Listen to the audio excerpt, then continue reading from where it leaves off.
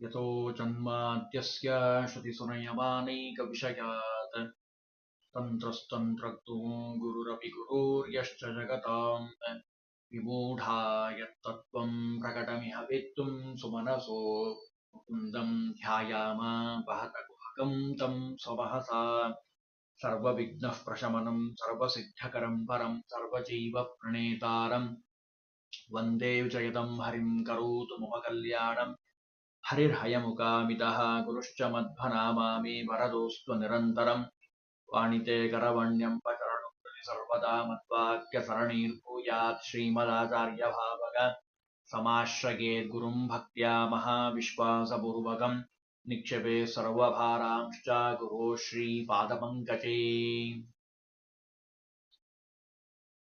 ಅಪ್ಪಣ್ಣಾಚಾರ್ಯರು ರಾಘವೇಂದ್ರ ಸ್ವಾಮಿಗಳವರ ಅನೇಕ ಮಹಿಮೆಗಳನ್ನ, ಅವರ ವಿಶೇಷವಾದ ವ್ಯಕ್ತಿತ್ವವನ್ನ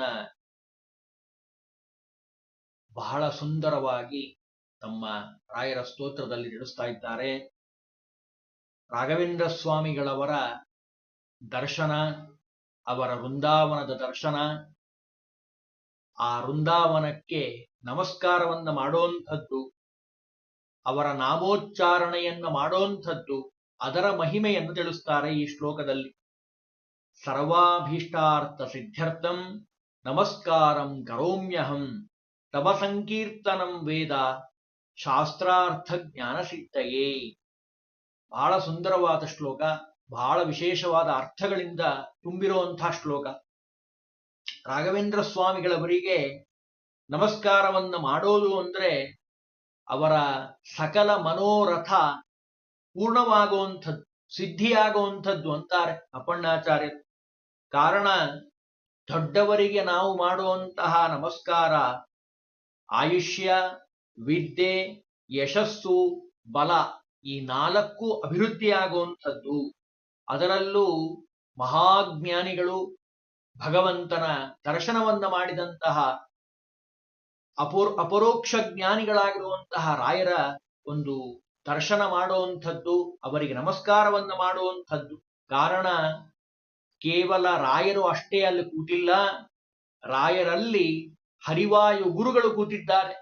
ಆ ಗುರುಗಳಲ್ಲಿ ಹರಿವಾಯುಗಳ ಸನ್ನಿಧಾನ, ಎಲ್ಲ ದೇವತೆಗಳ ಸನ್ನಿಧಾನ, ಎಲ್ಲ ತೀರ್ಥಗಳ ಸನ್ನಿಧಾನ, ಎಲ್ಲ ಕ್ಷೇತ್ರಗಳ ಸನ್ನಿಧಾನ, ಎಲ್ಲ ರೂಪಗಳ ಸನ್ನಿಧಾನ, ಭಗವಂತನ ರೂಪಗಳು ಅಲ್ಲಿ ನೆಲೆಸಿರುವಂಥದ್ದು. ಕೃಷ್ಣಾಮೃತ ಮಹಾರ್ಣವದಲ್ಲಿ ಆಚಾರ್ಯರು ಒಂದು ಮಾತು ಹೇಳ್ತಾರೆ. ತಸ್ಯ ಯಜ್ಞ ವರಾಹಸ್ಯ ವಿಷ್ಣೋ ರಮಿತ ತೇಜಸಃ ಪ್ರಣಾಮಂ ಯೇ ಪ್ರಕುರ್ವಂತಿ ತೇಷಾಮಪಿ ನಮೋ ನಮಃ. ತೀರ್ಥಕೋಟಿ ಸಹಸ್ರಾಣಿ ವ್ರತಕೋಟಿ ಶತಾನಿ ಚ ನಾರಾಯಣ ಪ್ರಣಾಮಸ್ಯ ಕಲಾಂ ನಾರ್ಹಂತಿ ಷೋಡಶೀಂ. ನೋಡಿ, ತೀರ್ಥಕೋಟಿ ಸಹಸ್ರಗಳಾಗಿರಬಹುದು, ವ್ರತಕೋಟಿ ಶತಾನಿ ಚ ಅಷ್ಟೆಲ್ಲ ಆಗಿರಬಹುದು. ಎಷ್ಟೆಲ್ಲ ಹೇಳ್ತಾರೆ ನೋಡಿ. ಅದು ಭಗವಂತನಿಗೆ ಮಾಡೋವಂತ ನಮಸ್ಕಾರಕ್ಕೆ ಸಮ ಅಲ್ಲಂತೆ. ಅಂದ್ರೆ ಭಗವಂತನಿಗೆ ಮಾಡುವಂತಹ ನಮಸ್ಕಾರಕ್ಕೆ ಅಷ್ಟು ಮಹತ್ವವಿದೆ. ಭಗವಂತ ಎಲ್ಲ ದೇವತೆಗಳ ಸಹಿತವಾಗಿ, ವಾಯುದೇವರ ಸಹಿತವಾಗಿ ಆ ಬೃಂದಾವನದಲ್ಲಿ ನೆಲೆಸಿರುವಂಥದ್ದು. ವೇದ ಮಂತ್ರ ಸಹಿತ ಹೇಳ್ತದೆ, ಯಾವತಿರ್ವೈ ದೇವತಾಸ್ತಾ ಸರ್ವ ವೇದ ವಿಧಿ ಬ್ರಾಹ್ಮಣೇ ವಸಂತಿ. ಶ್ಲೋಕ ವಿಸ್ತಾರವಾಗಿ ಹೇಳ್ತದೆ. ಅಂದ್ರೆ ಬ್ರಹ್ಮಜ್ಞಾನಿಯಾದಂತಹ ಬ್ರಾಹ್ಮಣನಲ್ಲೇ ಸಕಲ ದೇವತೆಗಳ ಸನ್ನಿಧಾನ ಇದೆ ಅಂತ ಹೇಳ್ತಾರೆ. ಅದರಲ್ಲಿ ವಿಶೇಷವಾಗಿ ರಾಯರಲ್ಲಿ ವಿಭೂತಿ ರೂಪ, ಭಗವಂತನ ವಿಭೂತಿ ರೂಪ ಇರುವಂಥದ್ದು. ಹಾಗಾಗಿ ಅವರಿಗೆ ನಮಸ್ಕಾರವನ್ನ ಮಾಡೋದ್ರಿಂದ ಎಲ್ಲ ದೇವತೆಗಳು ಭಗವಂತ ಪ್ರೀತರಾಗ್ತಾರೆ. ನವ ಸರ್ವಾಭೀಷ್ಟಾರ್ಥ ಸಿದ್ಧ್ಯರ್ಥಂ. ಎಲ್ಲರೂ ಪ್ರೀತಿ ಆದ ಮೇಲೆ, ಭಗವಂತ ಪ್ರೀತಿ ಆದ ಮೇಲೆ ಎಲ್ಲವೂ ನಿಮಗೆ ದೊರೆಯಲಿಕ್ಕೆ ಸಾಧ್ಯ. ಅಷ್ಟೇ ಅಲ್ಲ, ತವ ಸಂಕೀರ್ತನಂ ವೇದ ಶಾಸ್ತ್ರಾರ್ಥ ಜ್ಞಾನ ಸಿದ್ಧಯೇ. ತವ ಸಂಕೀರ್ತನಂ, ರಾಯರ ನಾಮೋಚ್ಚಾರಣೆಯನ್ನ ಮಾಡೋದ್ರಿಂದ ವೇದ ಶಾಸ್ತ್ರಾರ್ಥ ಜ್ಞಾನ ಸಿದ್ಧಯೇ.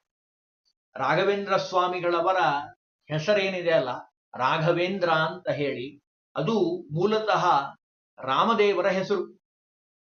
ರಾಮಚಂದ್ರನ ಮತ್ತೊಂದು ಹೆಸರೇ ರಾಘವೇಂದ್ರ ಅಂತ ಹೆಸರು. ಅದಕ್ಕೆ ಪದ್ಮಪುರಾಣದಲ್ಲಿ ಉಮಾದೇವಿಗೆ ಮಹರುದ್ರ ದೇವರು ಉಪದೇಶವನ್ನ ಮಾಡ್ತಾರೆ. ಶ್ರೀರಾಮ ರಾಮ ರಾಮೇತಿ ರಮೇ ರಾಮೇ ಮನೋರಮೆ ಸಹಸ್ರನಾಮ ತತ್ಯುಲ್ಯಂ ರಾಮನಾಮ ವರಾನನೆ. 3 ಸಾರಿ ರಾಮ ರಾಮ ರಾಮ ಅಂತ ಸ್ಮರಣೆ ಮಾಡಿದರೆ ವಿಷ್ಣು ಸಹಸ್ರನಾಮವನ್ನು ಹೇಳಿದಂತಹ ಫಲ ಬರ್ತಾ ಇದೆ. ಅದೇ ರಾಮನಾಮನವೇ ರಾಘವೇಂದ್ರ ಆಗಿರುವಂಥದ್ದು. ರಾಘವೇಂದ್ರ ಬೇರೆ ಅಲ್ಲ, ರಾಮಚಂದ್ರ ಬೇರೆ ಅಲ್ಲ, ಎರಡೂ ಒಂದೇ ರೂಪಗಳೇ. ಅದನ್ನು ಹೇಳ್ತಾರೆ, ಯೇ ಸ್ಮರಂತಿ ಸದಾ ವಿಷ್ಣುಂ ವಿಶುದ್ಧೇನ ಅಂತರಾತ್ಮನ ತೇ ಪ್ರಯಾಂತಿ ಭವಂ ತ್ಯಕ್ತ್ವಂ ವಿಷ್ಣು ಲೋಕ ಮನಾಮಯಂ. ಕೃಷ್ಣಾಮೃತ ಮಹಾರ್ಣವದಲ್ಲಿ ಆಚಾರ್ಯ ಹೇಳುವಂತಹ ಮಾತು, ಭಗವಂತನ ನಾಮೋಚ್ಚಾರಣೆಯನ್ನ ಯಾರು ಮಾಡ್ತಾರೋ ನಿತ್ಯದಲ್ಲಿ ಅವರಿಗೆ ಎಲ್ಲವೂ ದೊರೀತಾ ಇದೆ. ಒಂದು ದೊರೀತದೆ, ಒಂದು ದೊರೆಯೋದಿಲ್ಲ ಅಂತ ಹೇಳೋ ಹಂಗಿಲ್ಲ, ಎಲ್ಲವೂ ಸಿಗ್ತಾ ಇದೆ. ಭಗವಂತನ ನಾಮೋಚ್ಚಾರಣೆಯಿಂದ ಸಕಲ ಪಾಪ ಪರಿಹಾರ ಆಗತ್ತೆ. ಆತನ ಮಹಿಮೆಯನ್ನ ತಿಳಿಸುವಂತಹ ಶಾಸ್ತ್ರಾರ್ಥಗಳನ್ನ ತಿಳಿಸುವಂತಹ ಗ್ರಂಥಗಳು ಸುಲಭವಾಗಿ ಅರ್ಥ ಆಗ್ತದೆ. ಅದು ಭಗವಂತನ ನಾಮಕ್ಕಿರುವಂತಹ ಮಹಿಮೆ. ಅದೇ ನಾಮವನ್ನ ಧರಿಸಿದಂಥವರು ರಾಘವೇಂದ್ರ ಸ್ವಾಮಿಗಳು. ಭಗವಂತನ ನಾಮ ಅದು ರಾಘವೇಂದ್ರ, ಅದೇ ಹೆಸರನ್ನೇ ಅವರು ಇಟ್ಕೊಂಡಿದ್ದಾರೆ. ಹಾಗಾಗಿ ಸಕಲ ಶಾಸ್ತ್ರಗಳ ಅರ್ಥ ಜ್ಞಾನ ಅದು ಎಲ್ಲ ನಮಗೆ ಸಿದ್ಧಿಸ್ತದೆ. ಅದು ರಾಯರ ಕೃಪಾಶೀರ್ವಾದದಿಂದ. ಇದಕ್ಕೆ ಒಂದು ಪುಟ್ಟದಾಗಿರುವಂತಹ ಆಖ್ಯಾನವನ್ನು ನಾವು ಕೇಳಿದ್ದೀವಿ. ಅದನ್ನ ಒಂದ್ಸಾರಿ ಸ್ಮರಣೆ ಮಾಡಿಕೊಳ್ಳೋಣ. ರಾಘವೇಂದ್ರ ಸ್ವಾಮಿಗಳವರ ನಾಮೋಚ್ಚಾರಣೆಯನ್ನ ಮಾಡಿದ ಕೂಡಲೇ ಎಲ್ಲವೂ ಸಿದ್ಧಿಸ್ತದೆ ಅನ್ಲಿಕ್ಕೆ ಈ ಆಖ್ಯಾನ ಪ್ರಖ್ಯಾತವಾಗಿರುವಂಥದ್ದು. ರಾಘವೇಂದ್ರ ಸ್ವಾಮಿಗಳವರ ಚರಿತ್ರೆಯಲ್ಲಿ ಬರುವಂತಹ ವೆಂಕಣ್ಣನ ಪ್ರಸಂಗ ಅದು ಬಹಳ ಪ್ರಖ್ಯಾತವಾಗಿರುವಂಥದ್ದು. ಆದವಾನಿಯಲ್ಲಿ ನೆಲೆಸಿರುವಂತಹ ವೆಂಕಣ್ಣ ಅನಾಥನಾಗಿರುವಂತಹ ಬಾಲಕ. ಒಂದು ಸಾರಿ ರಾಘವೇಂದ್ರ ಸ್ವಾಮಿಗಳವರು ಆದವಾನಿ ಸಂದರ್ಶನ ಮಾಡಿ ಫಲಮಂತ್ರಾಕ್ಷತೆಯನ್ನ ಕೊಟ್ಟು ಹೋಗುವಂತಹ ಸಂದರ್ಭದಲ್ಲಿ ಇವನು ಕಾಣಿಸ್ತಾನೆ. ಹೋಗಿ ನಮಸ್ಕಾರ ಮಾಡ್ತಾನೆ. ಅಕ್ಷರ ಶತ್ರುವಾಗಿರುವಂಥವನು, ಅಂತಹವನಿಗೆ ಮಂತ್ರಾಕ್ಷತೆಯನ್ನು ಕೊಟ್ಟು ಅನುಗ್ರಹ ಮಾಡ್ತಾರೆ. ಯಾವಾಗ ನಿನಗೆ ಆಪತ್ಕಾಲ ಬರ್ತದೋ ಅವಾಗ ನಮ್ಮನ್ನ ಸ್ಮರಣೆ ಮಾಡಿಕೋ ಅಂತ ಹೇಳಿ ಮಂತ್ರಾಕ್ಷತೆಯನ್ನು ಕೊಡ್ತಾರೆ. ಪ್ರಸಾದವನ್ನು ಕೊಟ್ಟು ಮುಂದೆ ಹೋಗಿಬಿಡ್ತಾರೆ. ಓದು ಬಾರದೇ ಇರುವಂತಹ, ನಾನೀಗ ಹೇಳಿದ್ನಲ್ಲ, ಅಕ್ಷರ ಶತ್ರುವಾಗಿರುವಂತಹ ಅವನು ದನವನ್ನ ಕಾಯ್ತಾ ಅರಣ್ಯದಲ್ಲಿ ವಾಸ ಮಾಡ್ತಾ ಇದ್ದಾನೆ. ನಿತ್ಯ ಆ ವನದಲ್ಲಿ ಕಾಡಿನಲ್ಲಿ ಆಕಳನ್ನ ಕಾಯುವಂಥ ಕೆಲಸ ಒಂದು. ಒಂದ್ಸಾರೆ ಆದವಾನಿಯ ನವಾಬ ಆ ದಾರಿಯಲ್ಲಿ ಹೋಗ್ತಾ ಇದ್ದಾನೆ. ಹೋಗುವಂತಹ ಸಂದರ್ಭದಲ್ಲಿ ಅವನಿಗೆ 2 ಪತ್ರಗಳನ್ನ ಅವರ ಶಿಷ್ಯರು ಪತ್ರವಾಹಕರು ತಂದು ಕೊಟ್ಟಿದ್ದಾರೆ. ಅದು ಓದಬೇಕಲ್ಲ, ಇವನಿಗೆ ಓದ್ಲಿಕ್ಕೆ ಬರೋದಿಲ್ಲ ರಾಜನಿಗೆ. ಅವನೇನ್ ಮಾಡ್ದ, ಸುತ್ತಮುತ್ತಲು ಹುಡುಕ್ದ, ಯಾರಾದ್ರೂ ಕಣ್ಣಿಗೆ ಕಾಣಿಸ್ತಾರ ಅಂತ. ಅಲ್ಲೇ ದೂರದಲ್ಲಿ ಆಕಳನ್ನ ಕಾಯ್ತಾ ಇದ್ದಂತಹ ವೆಂಕಣ್ಣ ಕಂಡಿದ್ದಾನೆ. ಬ್ರಾಹ್ಮಣ ಬಾಲಕ ಅಂದ್ಮೇಲೆ ಓದ್ಲಿಕ್ಕೆ ಬಂದೇ ಬರ್ತದೆ ಅಂತ ಅವನನ್ನ ಕರೆದ. ಓದು ಅಂದ.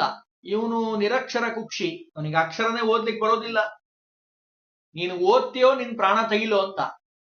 ಭಯದಿಂದ ಏನು ಮಾಡಬೇಕು ಅಂತ ಗೊತ್ತಾಗ್ತಾ ಇಲ್ಲ. ಆ ಸಂದರ್ಭದಲ್ಲಿ ರಾಯರು ಹೇಳಿದ್ದ ಮಾತು ಅವನಿಗೆ ನೆನಪಾಯ್ತು. ರಾಘವೇಂದ್ರಾಯ ನಮಃ ಅಂತ ಮನಸ್ಸಿನಲ್ಲಿ ಸ್ಮರಣೆ ಮಾಡಿಕೊಂಡ. ಗುರುರಾಯರ ಅನುಗ್ರಹ ಅದು ಅತ್ಯಪೂರ್ವವಾಗಿರುವಂಥದ್ದು. ಗುರುಗಳ ಮನಸ್ಸನ್ನ ಯಾರು ಸಂತೋಷ ಪಡಿಸ್ತಾರೋ ಅವರಿಗೆ ಭಗವಂತನ ಅನುಗ್ರಹ ಆಗತ್ತೆ. ಅದಕ್ಕೆ ವೆಂಕಣ್ಣನೇ ಸಾಕ್ಷಿ. ಕಣ್ಣು ಮುಚ್ಚಿ ರಾಘವೇಂದ್ರ ಸ್ವಾಮಿಗಳವರ ಸ್ಮರಣೆ ಮಾಡಿದ್ದಾನೆ. ಭಜತಾಂ ಕಲ್ಪವೃಕ್ಷಾಯ ನಮತಾಂ ಕಾಮಧೇನವೇ.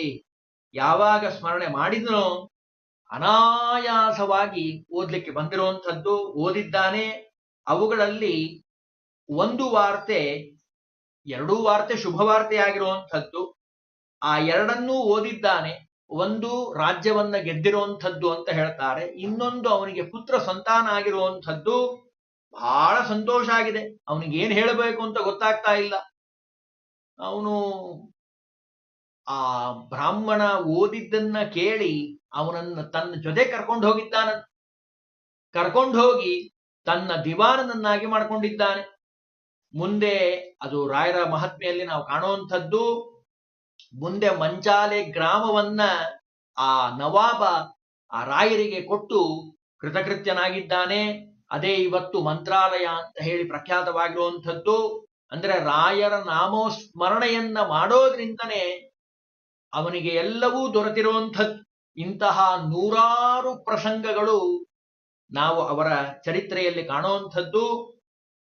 ವೇದಶಾಸ್ತ್ರಗಳು ಅಂತ ಅಂದ್ರೆ ಈ ಶ್ಲೋಕದಲ್ಲಿ ಋಗ್ವೇದ, ಯಜುರ್ವೇದ, ಸಾಮವೇದ, ಅಥರ್ವಣ ವೇದ, ಇತಿಹಾಸ ಪುರಾಣ ರೂಪವಾದ 5ನೇ ವೇದ ಶಾಸ್ತ್ರವಾಗಿರುವಂಥದ್ದು. ಈ ಎಲ್ಲ ನಿರ್ಣಾಯಕವಾಗಿರುವಂತಹ ಬ್ರಹ್ಮ ಮೀಮಾಂಸಾ ಶಾಸ್ತ್ರ, ವೇದಾದಿಗಳ ಜ್ಞಾನ, ಸಕಲ ವೇದಶಾಸ್ತ್ರಗಳ ಶಬ್ದಜ್ಞಾನ, ಅರ್ಥಜ್ಞಾನ, ಪರಮ ಮುಖ್ಯ ವೃತ್ತಿಯಿಂದ ಭಗವಂತನ ಸರ್ವೋತ್ತಮತ್ವವನ್ನು ಹೇಳುವಂಥದ್ದು. ಇವೆಲ್ಲವೂ ಗುರುಗಳ ಅನುಗ್ರಹದಿಂದ ಬರ್ತಾ ಇದೆ. ರಾಯರು ಅನುಗ್ರಹ ಮಾಡಿದ್ರೆ ಎಲ್ಲವೂ ದೊರೆಯುತ್ತದೆ. ಸರ್ವೇಚ ತೇ ವೇದ ಪ್ರತಿಭಾಸ್ಯಂತಿ ಸರ್ವಾಣಿ ಚ ಧರ್ಮಶಾಸ್ತ್ರಾಣಿತಿ ಅಂತ ಮಹಾಭಾರತ ಹೇಳ್ತದೆ. ಹಾಗಾಗಿ ರಾಯರ ಕೃಪಾಶೀರ್ವಾದದ ಬಲದಿಂದ ಎಲ್ಲವೂ ದೊರೆಯುತ್ತದೆ. ಮಹಾಭಾರತ ನಮಗಿದಕ್ಕೆ ಸಾಕ್ಷಿಯಾಗಿರುವಂಥದ್ದು. ಉದಂಕ, ಉಪಮನ್ಯು, ಬೈದ ಇವರೆಲ್ಲ ದಿವ್ಯಜ್ಞಾನಿಗಳಾಗಿ ಪ್ರಖ್ಯಾತರಾಗಿರೋದು ಕೇವಲ ಗುರು ಅನುಗ್ರಹದಿಂದ. ಗುರುಪ್ರಸಾದ್, ನಾವು ಸಾಮಾನ್ಯವಾಗಿ ಎಲ್ಲ ಕಡೆ ಕೇಳಿರ್ತೀವಿ, ಗುರುಪ್ರಸಾದೋ ಬಲವಾನ್. ಗುರುಗಳ ಅನುಗ್ರಹ ಎಲ್ಲವನ್ನೂ ತಂದುಕೊಡ್ತದೆ. ಹಾಗಾಗಿ ಆ ಗುರುಗಳ ನಾಮೋಚ್ಚಾರಣೆಯನ್ನ ಮಾಡಿದಂತಹ ವೆಂಕಣ್ಣ ದಿವಾನನಾಗಿರುವಂಥದ್ದು ಒಳ್ಳೆಯ ಸದ್ಗತಿಯನ್ನ ಮುಂದೆ ಪಡೆದ ಅಂತ ನಾವು ಚರಿತ್ರೆಯಲ್ಲಿ ಕಾಣ್ತೀವಿ. ಹಾಗಾಗಿ ಅಪ್ಪಣ್ಣಾಚಾರ್ಯರು ಹೇಳಿದ್ರು, ಸರ್ವಾಭೀಷ್ಟಾರ್ಥ ಸಿದ್ಧ್ಯರ್ಥಂ, ನಿಮ್ಮ ಎಲ್ಲ ಅಭೀಷ್ಟಗಳು ಪೂರ್ಣವಾಗ್ತಾ ಇದ್ದಾವೆ. ನಮಸ್ಕಾರಂ ಕರೋಮ್ಯಹಂ, ನಮಸ್ಕಾರವನ್ನ, ಪ್ರದಕ್ಷಿಣೆ ನಮಸ್ಕಾರವನ್ನ ಮಾಡೋದ್ರಿಂದ ಸಿದ್ಧಿಯಾಗ್ತಾ ಇದೆ. ತವ ಸಂಕೀರ್ತನಂ ವೇದ ಶಾಸ್ತ್ರಾರ್ಥ ಜ್ಞಾನ ಸಿದ್ಧಯೇ, ಅವರ ನಾಮೋಚ್ಚಾರಣೆಯನ್ನ ಮಾಡೋದ್ರಿಂದ ಎಲ್ಲ ಶಾಸ್ತ್ರಗಳ ಜ್ಞಾನ, ಭಗವಂತನ ಅರಿವು, ತತ್ವಜ್ಞಾನ ನಮಗೆ ಸಿದ್ಧಿಯಾಗುವಂಥದ್ದು. ಹಾಗಾಗಿ ನಿತ್ಯದಲ್ಲಿ ಆ ರಾಯರ ಸ್ಮರಣೆಯನ್ನ ಮಾಡುವಂಥದ್ದು ಭಗವಂತನ ಅನುಗ್ರಹಕ್ಕೆ ಕಾರಣೀಭೂತವಾಗುವುದು ಅಂತ ಹೇಳಿ ಈ ಶ್ಲೋಕದಲ್ಲಿ ಅಪ್ಪಣ್ಣಾಚಾರ್ಯರು ತುಂಬಾ ಸುಂದರವಾಗಿ ವರ್ಣನೆಯನ್ನ ಮಾಡಿದ್ದಾರೆ.